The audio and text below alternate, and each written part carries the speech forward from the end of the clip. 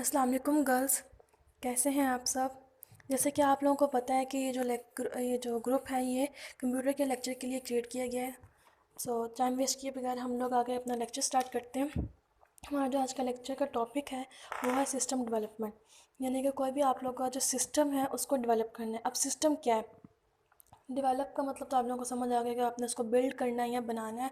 और सिस्टम क्या है, व्हाट इज़ सिस्टम। अगर मैं आप लोगों से क्वेश्चन पूछूं तो मेजोरिटी का जो आंसर होगा वो यही होगा कि a computer is a system. हाँ, हम कह सकते हैं कि कंप्यूटर एक सिस्टम है, क्योंकि जो है कंप्यूटर है वो कुछ इनपुट्स लेता है आपसे, कुछ डाटा लेता है, उसको प्रोसेस करता है और आपको आउटपुट देता है, यानी कि कोई इन्फॉर्मेशन आपको प्रोवाइड करता है। तो ये एक सिस्टम है। यानी कि हम कह सकते हैं कि कोई भी मशीन जो कि इनपुट लेती है, कुछ डाटा लेती है और उसको प्रोसेस करती है और हमें कुछ आउटपुट देती है, वो क्या कहलाएगी, वो कहलाएगी सिस्टम। तो ऐसे ही अगर हमने कोई ऐसा सिस्टम डेवलप करना हो तो हम लोगों ने उसके लिए हमें क्या चाहिए, क्या प्रोसेस है और हमें उसके लिए क्या कंपोनेंट्स चाहिए और उसके क्या प्रोसेस है, वो हम लोगों ने आज पढ़ने हैं। अगर हम लोग इसके एग्जांपल लें तो हम लोग कह सकते हैं कि एक जो एटीएम है वो भी एक सिस्टम है। एटीएम मशीन जो है वो एक सिस्टम है, क्योंकि वो हमसे कुछ इन्फॉर्मेशन ले रही है। इन्फॉर्मेशन मतलब कि वो हमारी इन्फॉर्मेशन ले रही है, लेकिन उसके लिए वो डाटा, यानी कि वो कुछ डाटा हमसे ले रही है और हमें इन रिटर्न क्या कर रही है, वो हम लोगों को कुछ मनी हमें दे रही है। इसी तरह अगर हम लोग अभी आप लोग गए हो पीटीसीएल में गए हो, जहाँ पे आप लोग अपना इंटरनेट का बिल जमा करवा सकते हैं, तो वहाँ पे आप लोगों को क्या करना पड़ता है, वहाँ पे एक सिस्टम के साथ आपका इंटरेक्ट होता है, जो कि एटीएम मशीन की तरह ही होते हैं। लेकिन वो आपसे क्या डाटा लेते हैं, वो आपसे लेते हैं कि आप अपना नाम बताएं, जिसके नाम पे वो आपका जो बिल आता है उसका नाम बताएं, अपने रेफरेंस बताएं, आईडी बताएं और अपना जो बिल, जितना अमाउंट का बिल आया वो बताएं। इस तरह वो जो कुछ आपसे डाटा लेके फिर वो आपको कहेगा ठीक है, अब आप अपने मनी जो है वो डाल दें। आपको जितनी भी मनी होगी, जितनी भी मतलब कि आपका जो बिल होगा वो आप उसमें डालेंगे, तो वो क्या करेगा, वो आपका जो नेक्स्ट मंथ का जो पैकेज है, यानी कि नेक्स्ट मंथ का जो इंटरनेट पैकेज है वो आपका रीन्यू कर देगा। यानी कि उसने कुछ डाटा लिया है और इन रिटर्न भी उसने हमें कुछ इन्फॉर्मेशन, हमें इन द सेंस हमें कोई इन्फॉर्मेशन हैंड टू हैंड नहीं मिल रही, लेकिन हमें क्या मिल रहा है, हमें एक इंटरनेट पैकेज मिल रहा है। तो ये क्या एक सिस्टम है। अगर मैं आप लोगों से कहूँ कि आप लोग एक ऐसी ऑर्गेनाइजेशन में काम करते हैं जो कि ऐसे सिस्टम डेवलप करते हैं। ऐसे सिस्टम कौन डेवलप करते हैं, डेवलपर्स होते हैं। और वो कहाँ पे हमें मिलते हैं, वो हमें ऑर्गेनाइजेशन में काम करते हुए मिलते हैं, जो कि डिफरेंट ऑर्गेनाइजेशन हैं जो कि डिफरेंट किस्म के डेवलप ये बनाती हैं, सिस्टम्स बनाती हैं। सो अब आप लोग अपने आप को सपोज कर लीजिए कि आप उसी ऑर्गेनाइजेशन के एक क्लाइंट एम्प्लॉय हैं, जहाँ जो कि क्या करते हैं, जो कि सिस्टम को डेवलप करते हैं।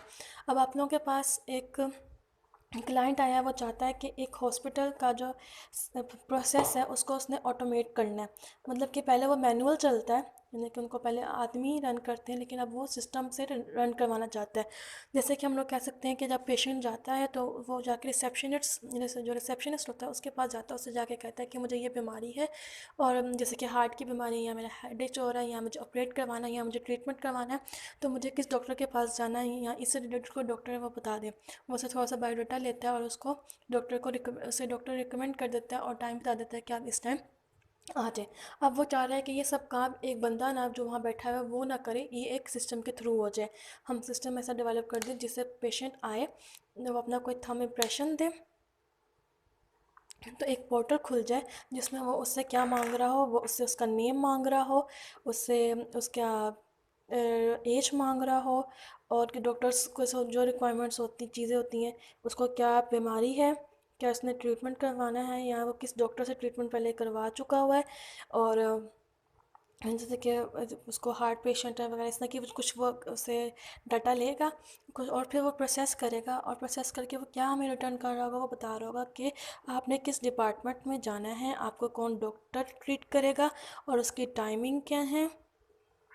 और वो फिर आपको उसका वे बता देगा, क्योंकि आपको किसी भी बड़े हॉस्पिटल में जाएं तो आपको एक मतलब कोई छोटा सा रूम नहीं मिल जाएगा कि जहाँ पे आप जाएं आपको डॉक्टर मिल जाए। आपको पहले उसके डिपार्टमेंट में जाना पड़ता है, डिपार्टमेंट में आपको कहीं डॉक्टर का रूम मिलता है, वहाँ पे आप जाके अपने ट्रीटमेंट करवाते हैं। अब वो डिपार्टमेंट भी अंदर कहाँ करके है वो भी हमें नहीं पता कि फर्स्ट फ्लोर पे, सेकंड फ्लोर पे, फर्स्ट फ्लोर के भी किस साइड पे, लेफ्ट साइड पे, के राइट कॉर्नर पे, वो भी नहीं हमें पता। तो वो क्या करेगा, वो हमें एड्रेस बता देगा, उसका वे एड्रेस बता देगा और उसका हमें वे बता देगा, मतलब वो हमें एक मैप शो कर देगा, यहाँ से यूँ जाएं और न्यू जाए और तो आपका क्या हो जाएगा, आपको डिपार्टमेंट मिल जाएगा और आपको डॉक्टर मिल जाएंगे और आप अपना काम करवा सकते हैं, ट्रीटमेंट करवाना है या क्या करवाना है। तो ये सब क्या है, ये एक आपने सिस्टम डेवलप करना है। अब इस सिस्टम को डेवलप करने के लिए हमें क्या क्या चीज़ें रिक्वायर्ड हैं वो हम लोगों ने पढ़ना है। जैसे कि सिस्टम कंपोनेंट्स, सिस्टम को बनाने के लिए हमें कौन से कंपोनेंट्स चाहिए वो हम लोगों ने पढ़ना है। सबसे पहले तो हमें एक हार्डवेयर चाहिए। हार्डवेयर मतलब हम लोगों को कंप्यूटर्स चाहिए, हम लोगों को वो जो थंब इम्प्रेशन हम लोगों ने लेना है उसके लिए थंब रिकॉग्नाइजर चाहिए। और ठीक है, इस तरह की हमें जो हार्डवेयर चीज़ें हैं यानी कि हार्डवेयर जो हमें कंपोनेंट्स हैं जिनको हम फिजिकली टच कर सकते हैं वो वाली चीज़ें हम लोगों को चाहिए हार्डवेयर्स में। ठीक है, उसके बाद हमें सॉफ्टवेयर चाहिए। हम लोगों ने जो सारा उसके जो प्रोसेसिंग लिखनी है वो तो हम लोगों ने कोडिंग में लिखनी है ना, प्रोग्राम में लिखनी है। उसके लिए हमें कोई किसी खास स्पेसिफिक लैंग्वेज का सॉफ्टवेयर चाहिए होगा। ठीक है, हमें किसी लैंग्वेज का सॉफ्टवेयर चाहिए होगा, हमें वो उसको डाउनलोड कर लें या वो हमें अवेलेबल है, जैसे भी आपने उसको इंस्टॉल करना है, डाउनलोड करना है, जो भी हमने सारा प्रोसेस है वो चाहिए हमें। उसके बाद हमें पीपल्स और यूज़र्स चाहिए। हमें पीपल और यूज़र्स किस लिए चाहिए? यूज़र्स तो हो गए ना जिन्होंने यूज़ करना है, ताकि हम उनसे हम लोग क्या कर सकें, डाटा ले सकें कि कुछ प्रोसेसिंग करने के लिए डाटा ले लें, ताकि हमारे यानी कि डमी डाटा जिसको हम कहते हैं वो ले लें कि उनको किस किस डिपार्टमेंट से या क्या क्या प्रॉब्लम फेस करनी पड़ती है, ताकि हम सिस्टम को उतना एफिशिएंट बना सकें। तो हमें यूज़र्स चाहिए जिनसे हम लोग इंटरव्यूज़ ले सकें या हम लोग डाटा ले सकें। उसके अलावा हमें पीपल्स चाहिए। और पीपल्स के चाहिए हमें, पीपल्स हमें उस ऑर्गेनाइजेशन के चाहिए, मतलब जिस आप ऑर्गेनाइजेशन में आप काम कर रहे हैं, सिर्फ आप ही तो नहीं ना सिर्फ काम कर लेंगे, हमें जितने भी वहाँ पे सिस्टम को बनाने के लिए लोग चाहिए वो किसमें, पीपल में, क्योंकि कुछ हार्डवेयर को टैकल कर रहे होंगे, कुछ सॉफ्टवेयर को टैकल कर रहे होंगे, कुछ डाटा को टैकल कर रहे होंगे, सब मिलाकर एक सिस्टम बनाते हैं।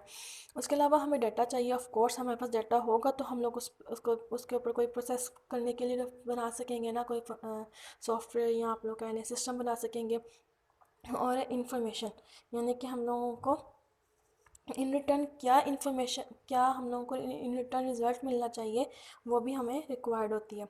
उसके बाद कम्युनिकेशन सेटअप। कम्युनिकेशन सेटअप में हम लोग कह सकते हैं कि हम लोगों का नेटवर्क सिस्टम भी हम लोगों को अवेलेबल होना चाहिए। जाहिर सी बात है, हम लोगों को जब हम काम कर रहे हैं, टीम में काम कर रहे हैं, तो हम लोगों को एक दूसरे को चीज़ें ट्रांसफ़र करने के लिए नेटवर्क की सिस्टम ज़रूरत पड़ सकती है, या हम लोगों को ऑनलाइन कुछ चीज़ें परचेज़ करने के लिए हम लोगों को इस नेटवर्क की ज़रूरत पड़ सकती है।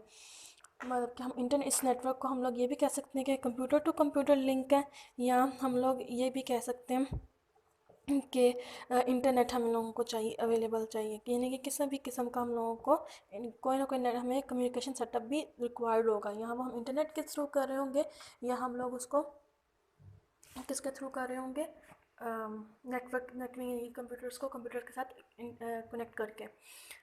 तो ये तो हो गए कंपोनेंट्स, यानी कि हम लोगों को जो सिस्टम को डेवलप करने के लिए जो हम लोगों को चीज़ें चाहिए वो ये हैं, system, hardware, software, peoples and users, data और इंफॉर्मेशन, और हमें कम्युनिकेशन सेटअप चाहिए। अच्छा, ये सब कुछ हम लोगों ने कर लिया, तो अब आप लोगों ने किस प्रोसेस से गुजर के आप लोगों ने सिस्टम को डेवलप करना है, वो हमारा है सिस्टम डेवलपमेंट लाइफ साइकिल। अब सिस्टम डेवलपमेंट के तो हमें समझ आ गया ये लाइफ साइकिल क्यों है। लाइफ साइकिल तो मतलब होता है एक ऐसी चीज़ जो कि रिपीटेडली हम लोग काम कर रहे हैं, उसको हम साइकिल बोलते हैं। तो लाइफ साइकिल हम लोगों का क्या है, वो जब हम लोग पूरे के सारे जो है इसके स्टेप्स पढ़ लेंगे तो फिर उसके बाद मैं आप लोगों को समझाऊंगी कि ये आपस में कैसे इंटरलिंक्ड है, तो फिर आप लोगों को लाइफ साइकिल का भी मतलब समझ में आ जाएगा। तो फिलहाल अभी हम लाइफ साइकिल को छोड़ते हैं, हम लोग अपने इसके जो स्टेप्स हैं उन पर हम फोकस करते हैं। जो सबसे पहले हमारा स्टेप है वो है प्रिलिमिनरी इन्वेस्टिगेशन। प्रिलिमिनरी इन्वेस्टिगेशन का हम लोग कह सकते हैं कि यानी कि शुरू में हम लोगों ने जो इन्वेस्टिगेट करना है, या शुरू में हम लोगों को क्या चीज़ें चाहिए या क्या हम लोगों ने एनालिसिस करना है, वो हम लोगों को किस में आता है, प्रिलिमिनरी इन्वेस्टिगेशन में। इसमें हम लोग आइडेंटिफाई करते हैं, यानी कि जो सिस्टम को डेवलप करने वाले लोग होते हैं, ख़ास तौर पे वो जो कि डाटा को टैकल करते हैं। मतलब कि कुछ लोग होते हैं जो कि डाटा गैदर करके लाते हैं, कुछ लोग होते हैं जो कि उसको उस पर जो सॉफ्टवेयर्स बनाते हैं, कुछ लोग होते हैं जो उसके हार्डवेयर को टैकल्स कर रहे होते हैं। यानी कि ये डिफरेंट डिपार्टमेंट्स होते हैं एक ऑर्गेनाइजेशन में जो कि सब काम को देख रहे होते हैं। सबसे पहले है प्रिलिमिनरी इन्वेस्टिगेशन। प्रिलिमिनरी इन्वेस्टिगेशन में क्या था, सिस्टम आइडेंटिफिकेशन, यानी कि सबसे पहले तो उस सबको ये आइडेंटिफाई करना है कि किस किस्म का सिस्टम बनाना है हमने। ठीक है, मतलब कि जैसे कि मैंने आपको बताया कि हमें एक सिस्टम चाहिए जिसके ये इनपुट्स होंगे, ये आउटपुट्स होंगे, यानी कि उसका जो बिहेवियर और उसके जो इनपुट्स वगैरह जो सिस्टम है कि वो क्या इनपुट लेगा, वो क्या आउटपुट करेगा, ये पूरा जो बिहेवियर है ये किस में हम लोगों ने आइडेंटिफाई करना, इसको आइडेंटिफाई करने को हम क्या बोलेंगे, सिस्टम आइडेंटिफिकेशन। उसके बाद हम कह सकते हैं कि सिस्टम स्कोप। सिस्टम स्कोप हम को ये कह सकते हैं कि कुछ हम लोग इसमें कह दें कि लिमिट्स लगा दें कि ये जो चीज़ें हैं ये लोग हम लोग रख सकते हैं या नहीं रख सकते। जैसे कि कुछ पॉलिटिकल प्रॉब्लम्स भी हो सकती हैं, कुछ ऐसा सॉफ्टवेयर जो कि क्रिटिकल है, जो कि पॉलिटिकल बेस पे हम लोग नहीं अपने इसमें अपने कंट्री में रख सकते हैं, तो हम लोगों को उन कंस्ट्रेंट्स को निकालना पड़ेगा। कुछ फाइनेंशियल होते हैं, यानी कि कुछ ऐसी चीज़ें हम लोग डिज़ाइन सोच लेते हैं कि हम लोग ये रख लेंगे, लेकिन हमारे पास बजट जो हमें क्लाइंट दे रहा है, जो हमें पैसे दे रहा है उसको बनाने के, उसमें वो चीज़ें हमें हमें अवेलेबल नहीं हो सकती, तो हम लोगों को उसको भी टर्मिनेट करना पड़ता है, उसको भी निकालना पड़ता है। तो इस तरह की जो चीज़ें हैं, जो फाइनेंशियल और या जो टाइम के बेस पे भी हम लोग कह सकते हैं कि हमारे पास जितना हमें यूज़र ने जो क्लाइंट है उसने टाइम कहा कि मुझे 1 मंथ में ये काम चाहिए, उसमें हम लोग देख लेते हैं कि ये अगर काम नहीं हो सकते, तो हम उसको यानी कि पहले शुरू में ही बता दें कि आपको इतने टाइम में इतना काम मिल सकता है। तो वो सब चीज़ें जो हमें डिफ़ाइन करनी है वो हम उसको क्या बोलते हैं, सिस्टम स्कोप बोलते हैं। उसके बाद है अल्टरनेटिव सोल्यूशन। हम लोगों को अल्टरनेटिव भी सोल्यूशन सोच के रखना चाहिए। ज़ाहिर सी बात है, एक प्रोग्राम को लिखने की एक लैंग्वेज नहीं है, बहुत सारी लैंग्वेज है, तो इसी तरह उनको बनाने के भी एक तरीका नहीं है, उनको डिज़ाइन करने का भी एक तरीका नहीं है। यानी कि जो यूज़र से इन्फॉर्मेशन आपने लेनी है, जो डाटा लेना है, उसको गैदर करने का भी कोई एक तरीका नहीं है। उसके सिस्टम से ही आपने गैदर करवाना है, लेकिन वो भी एक तरीके से नहीं हो सकता, वो भी बहुत सारे तरीक़ों से हो सकता है। तो हमें जितने भी उसके अल्टरनेट सॉल्यूशन है, यानी कि उसके अलावा जो आप जिस पे आप वर्क करने वाले हो, उसके अलावा भी जो सॉल्यूशंस हो सकते हैं वो भी आप लोग डिफ़ाइन कर लो, तो वो क्या कहलाएंगे, वो अल्टरनेट सॉल्यूशंस कहलाएंगे। फिर आता है फिजिबिलिटी स्टडी। फिजिबिलिटी स्टडी ये होता है कि एक दफ़ा आप लोग सारा स्टडी कर लें कि जो भी आप लोग ये जो बनाना चाह रहे हैं ये टेक्निकली हमारे हमारे बन सकता है कि नहीं, मतलब कि जो हमारा जिन जिन यूज़र्स के लिए हम लोग बना रहे हैं क्या वो इसको यूज़ कर सकते हैं कि नहीं, उनके लिए फिजिबल है कि नहीं। फॉर एग्ज़ाम्पल अगर आप लोग पाकिस्तान के लिए बना रहे हैं तो आपको पता है यहाँ पे जो गवर्नमेंट हॉस्पिटल्स हैं वहाँ पे ज़्यादातर जो लोग जाते हैं वो इंग्लिश को इतना अच्छा नहीं जानते।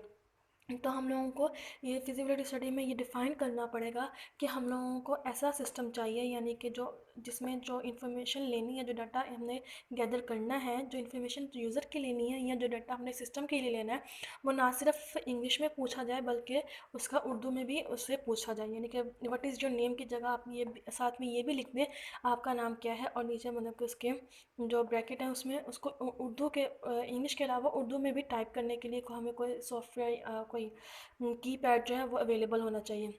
तो ये सब क्या है, ये फिजिबिलिटी स्टडी में आ जाएगा। फिर प्रिलिमिनरी रिपोर्ट, इन सब चीज़ों को अगर आप लोग डॉक्यूमेंट के फॉर्म में लिख लें, बना लें, तो हम उसको क्या बोलेंगे, हम उसको बोलेंगे प्रिलिमिनरी रिपोर्ट।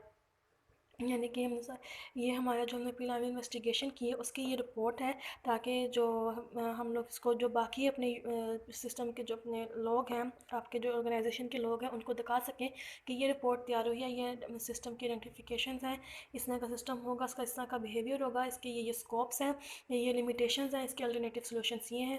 इसके लिए फिजिबिलिटी स्टडी में हम लोगों को क्या क्या चीज़ों का ख्याल रखना पड़ेगा, ये सब चीज़ों को अगर हम एक रिपोर्ट के फॉर्म में तैयार कर लें, तो हम और कितना हमारे पास टाइम कंस्ट्रेंट वगैरह सब कुछ हम जो हमने ऊपर पढ़ा हम सबको अगर हम लोग एक रिपोर्ट के फॉर्म में तैयार कर लें, डॉक्यूमेंट के फॉर्म में तैयार करें, तो क्या बोलेंगे, प्रिलिमिनरी रिपोर्ट।